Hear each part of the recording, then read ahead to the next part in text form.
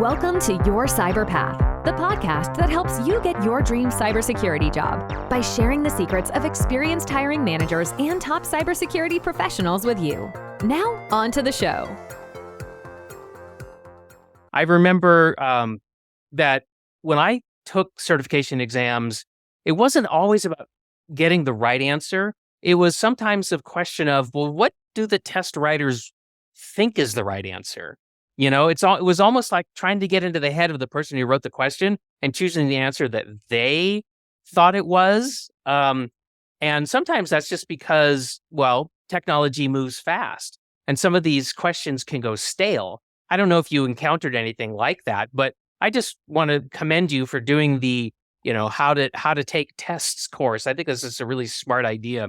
Okay, so now, where did you get your practice tests? I'm curious about that. I did, again, Udemy and LinkedIn Learning, and coming from WGU, Western Governors University, that was, as an alumni, I have that resource, Udemy Business. But again, you can find these courses for $10, $15 on sale. Right. It says list price $5,000, whatever it is. And then it's usually between $10 and $20. So maybe you don't have the resources to buy all of them at once, but you could buy. I know there's ones out there that will do all 8 domains and you get 4 tests or 2 tests for $10, $15.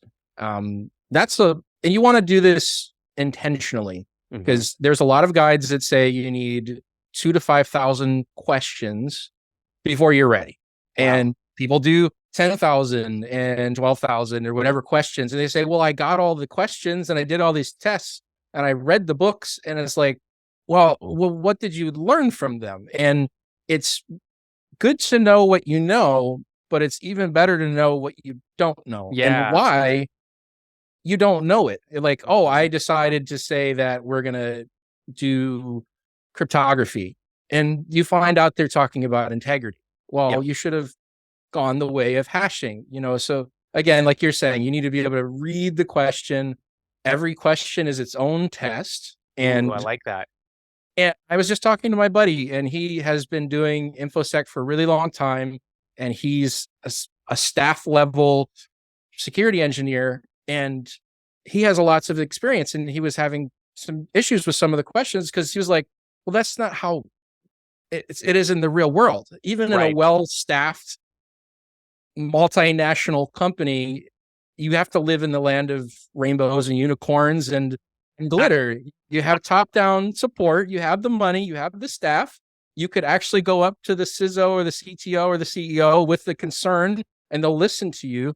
So that the big part of CISSP and CISM was getting that mindset, because it is not a recall the answer, and it's not even necessarily recognize the answer. It is knowing the answer, why you would pick this thing.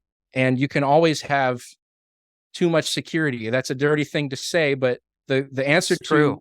Right. How much security is the right amount of security? And the answer is the right amount of security. And that's different for everybody. That's right. That's right. That's a very squishy thing to get.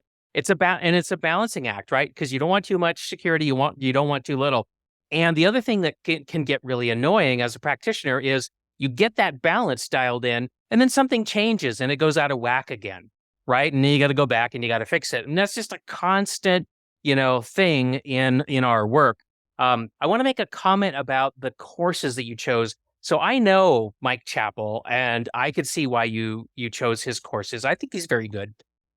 Jason Dion knows Thor really, really well, and he thinks Thor is really good at what he does. So I don't think if you're going to choose a video course, I don't think you can go wrong with either of those guys. And if you can get both of them, more power to you. So I think that's great. And there's a CISSP exam book. Of course, there's the official one, which I actually think is okay. I mean, as far as official books, like the body of knowledge book, I think is good. And then there's other sort of like third party test prep books that you can get.